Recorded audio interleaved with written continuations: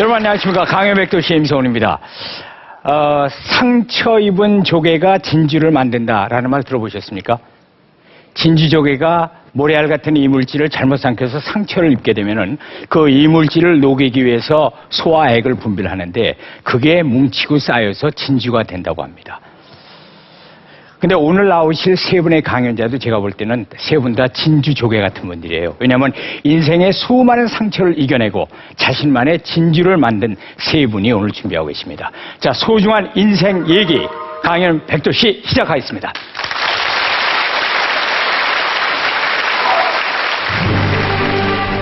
뇌성마비 딸을 대학 교수로 키운 어머니 김희선.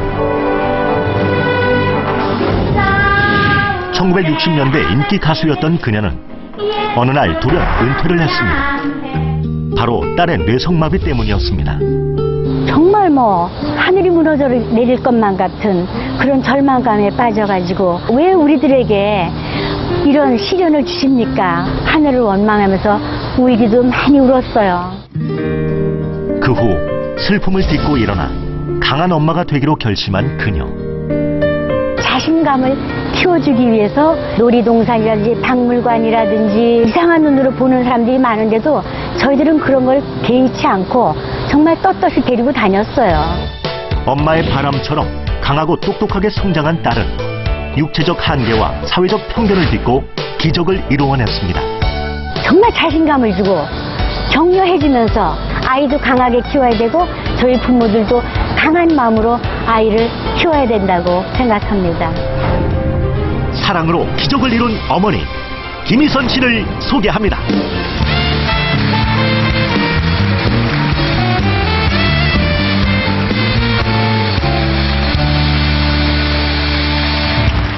어서 오십시오. 네. 우리 젊은 세대들도 그 노래를 알 것 같은데 울릉도 트위스트라는 노래 들어보신 적 있죠? 아니 물론 우리 어머님들하고 아버님들은 애창곡이셨지만 바로 그 울릉도 트위스트를 노래했던 분이 세 분으로 구성된 이 시스터스입니다. 근데 그 멤버 중에 한 분이 오늘 이렇게 나오신 우리 김희선 씨인데 안녕하셨어요. 네, 근데 그 노래 이렇게 하시고 나서 모습이 안 보이셨거든요. 한창 인기가 막 있고 그랬는데. 네, 저희들이 60년대 초에 시작을 해서 73년도에 노래를 그만두었습니다. 네. 저희 딸아이가 70년생인데 3살 때 그러니까 재활원에 입원을 하게 됐어요. 그래서 73년도에 네. 딸의 뒷바라지를 위해서 노래를 중단하게 됐습니다. 네, 그래서 많은 팬들이 참 아쉽게 생각을 했는데요.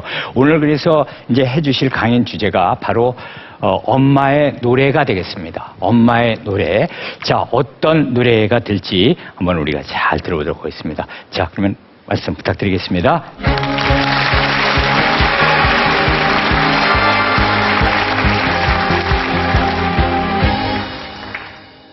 여러분 안녕하세요. 반갑습니다. 저는 김희선입니다. 제가 오늘 여러분들께 들려드릴 이야기는 장애를 가진 그 아픔을 가진 한 아이의 엄마로서 살아온 삶의 이야기를 40년의 이야기를 지금 말씀드리려고 합니다. 제가 그 가수로서 전성기를 1960년도부터 70년대 초까지 지금의 걸그룹 못지않게 인기가 대단히 좋았어요. 저희들의 히트곡은 엄청 많죠. 울릉도 트위스트, 목석 같은 사나이, 남성금지구역, 서울의 아가씨, 화진포에서 맺은 사랑 등등 엄청 많습니다. 서울의 아가씨는 예쁘고 청량해.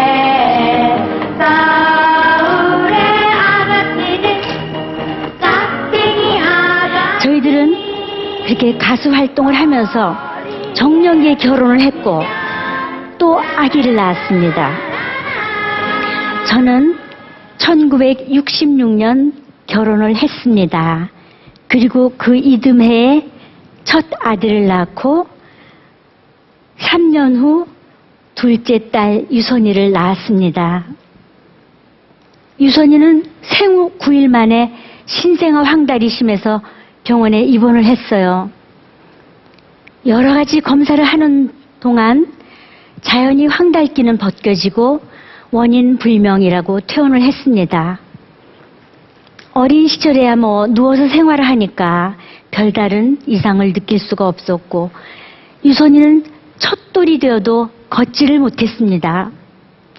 남편과 저는 유선이를 데리고 이 병원 저 병원 온갖 병원을 다 다녀보았는데 그저 발육이 늑대다고만 할 뿐 별다른 이야기를 들을 수가 없었습니다.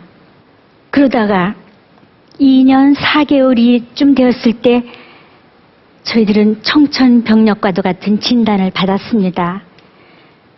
신생아 황달로 인한 뇌성마비, 정말 하늘이 무너져 내릴 것만 같았습니다. 저는 유선이의 뒷바라지를 위해 활동을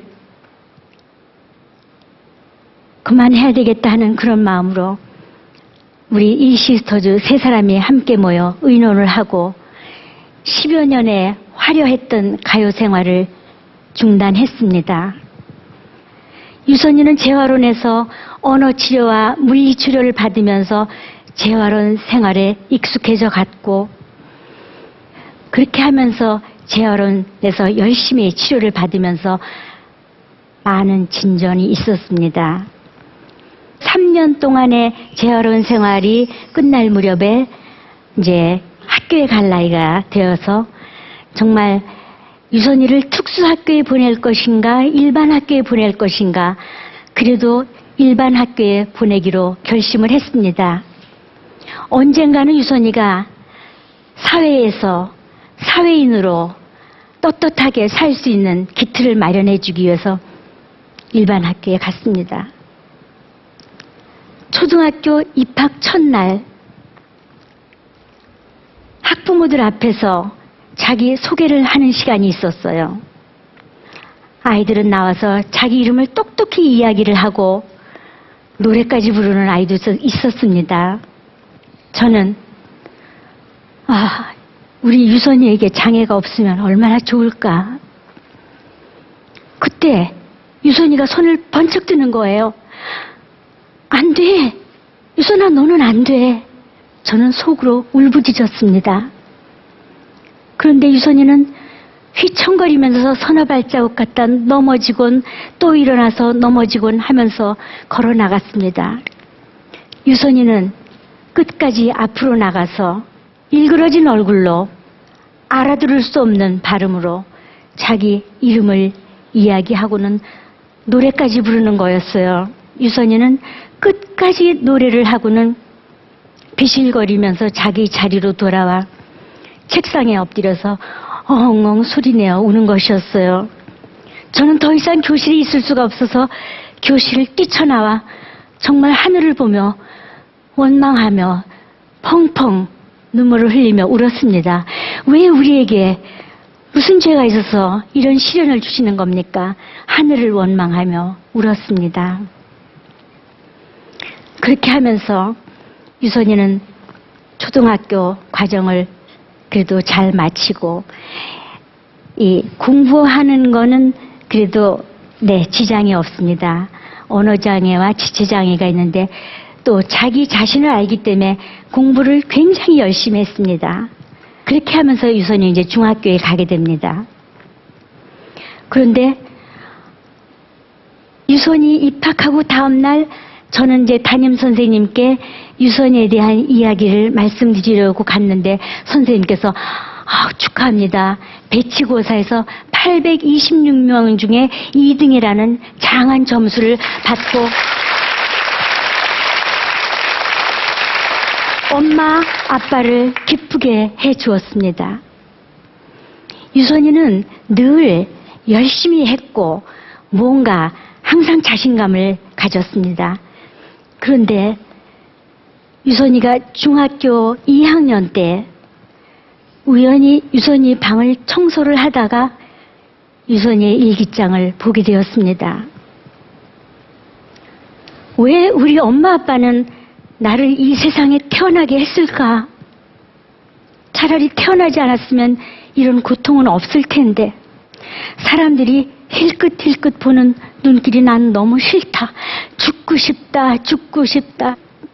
늘 미소를 잃지 않고 늘 명랑하게 엄마 아빠 앞에서 밝은 모습만 보여줬기 때문에 그 가슴 깊은 곳에 그런 것이 물론 있었겠지만 그 정도로 있을지는 그 일기장을 보고 알았습니다.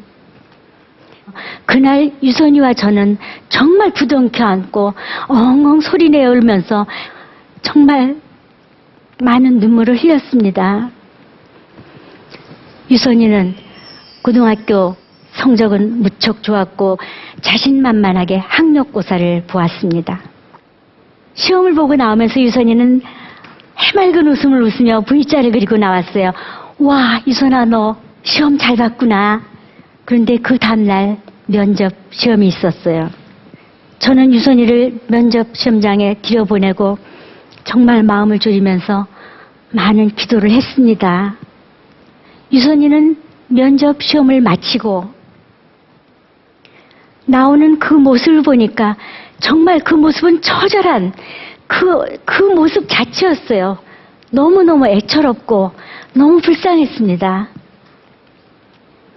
어찌되었든 유선이는 그 후 대학에서 떨어졌습니다. 유선이는 자기가 잘할 수 있는 건 공부밖에 없었는데 어떻게 나에게 이런 일이 굉장히 마음을 아파하며 굉장히 힘들어했습니다. 그런데 유선이 아빠께서는 유선아 너 유학 한번 가볼래? 유선이는 겁없이 그래 볼까? 정말 유학이라는 아무 준비도 없는 상태에서 유선이는 가겠노라고 대답을 했어요. 한국말도 하기 힘든 아이가 영어로 그 강의를 듣고 말을 해야 된다는 것이 얼마나 힘들었겠습니까? 정말 그 좌절감이라는 말도 못하겠고 포기하고 집으로 돌아오고 싶은 생각도 굉장히 굴뚝 같았을 텐데 엄마 아빠 얼굴을 떠올리면 자기는 무언가를 해내고야 말겠다는 그런 신념을 가지고 열심히 했습니다. 그래가지고 유선이는 그때는 컴퓨터 컴자도 모르는 그 시절에 유선이는 컴퓨터 공학을 전공하겠다고 선택을 합니다. 왜? 컴퓨터는 그래도 말을 많이 안 해도 되니까. 그래서 유선이는 학부 컴퓨터 공학을 마치고 그다음에 대학원을 갑니다. 그런데 특수보조공학, 특수교육학을 공부를 하겠다고 그러는 거예요. 저희 가족들은 컴퓨터 공학을 지금까지 공부를 했는데 왜 전공을 바꾸려고 하느냐. 그러나 유선이에게는 뜻이 있었습니다. 장애인들을 위한 자기는 무언가를 일을 해야 되겠다고 결심을 한 것입니다. 유선이는 대학 박사도 무사히 마치고 그 다음에 지도 교수님의 권유로 교수가 됐습니다.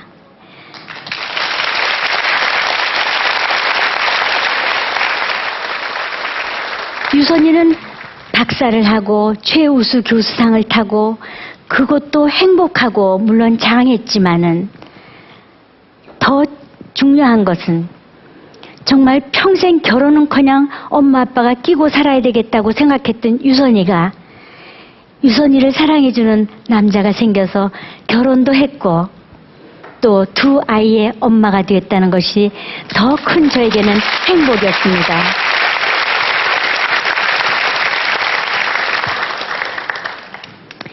유선이는 제가 생각도 못했던 그런 일을 정말 장하게 다 해내고 지금 행복하게 살고 있습니다. 1973년은 우리 유선이가 뇌성마비 장애 판정을 받은 해이기도 하고 제가 은퇴를 결심한 해이기도 합니다.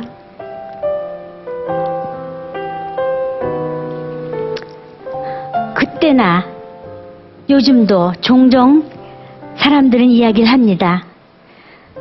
은퇴를 한 게 후회스럽지 않으냐고, 또 무대가 그립지 않으냐고 물어보십니다. 무대가 그립지 않았다고 하면 그건 거짓말이겠죠. 그러나 저는 노래를 그만둔 것에 대해서는 후회는 하나도 없습니다. 유선이를 키우면서 저는 재활원으로, 학교로 유선이를 데리고 뛰어다녔던 것이 저의 화려한 무대였고 아름다운 저의 노래였습니다. 가수 김희선의 노래는 40년 전에 끝났지만 엄마의 노래는 한 번도 멈춘 적이 없이 지금까지도 계속되고 있습니다. 제 이야기를 들어주셔서 대단히 감사합니다.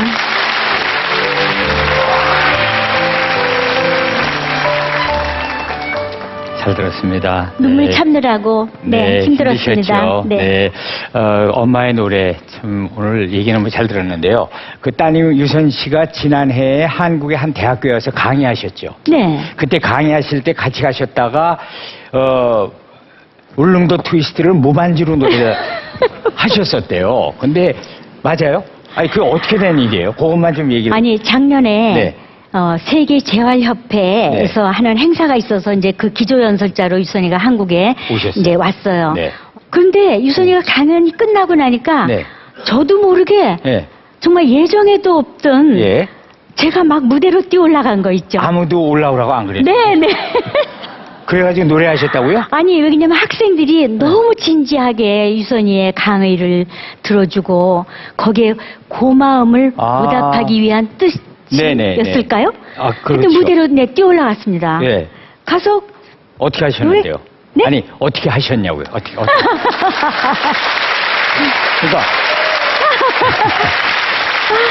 무대로 이렇게 올라오셨어요. 네. 그랬더니 그 다음엔 어떻게 하셨어요? 그래서 노래했죠. 아 그러니까 어떻게 노래를 어떻게 하셨어요? 아유 오늘도 지금 따님이 지금 앉아 계시잖아요. 그리고 오늘 이렇게 우리에게 감동을 주셨는데 울렁울렁울렁대는 가슴 안고 연락선을 타고 가면 울릉도라 뱃머리도 신이 나서 트위스트 아름다운 울릉도. 이야 아이고 아유 왜 그런 걸 시켜줘요. 야 여러분 너무 좋죠? 네, 이게 트위스트곡 우리나라 이 가요 중에 거의 원조입니다, 원조. 그런데 바로 오늘도 하여튼 그때만큼 기분 좋으실 것 같아요. 지금 아직도 눈물이 글썽글썽 하시는데 그래도 오늘은 그때 기쁨하고 또 다르실 것 같은데요. 네. 오늘 이 자리에 따님 정유선 교수님이 나오셨어요. 박수로 좀 환영을 해주세요. 안녕하세요. 네.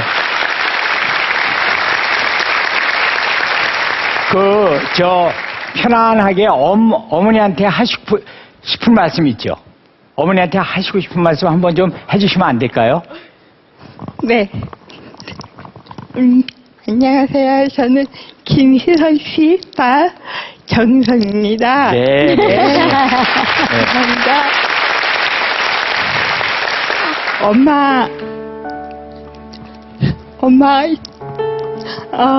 저는 엄마를 영원히 사랑해요.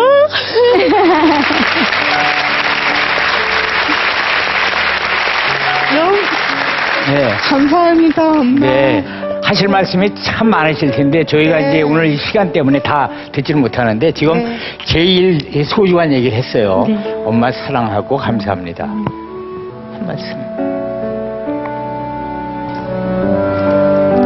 나의 장한 딸 유선이 사랑합니다.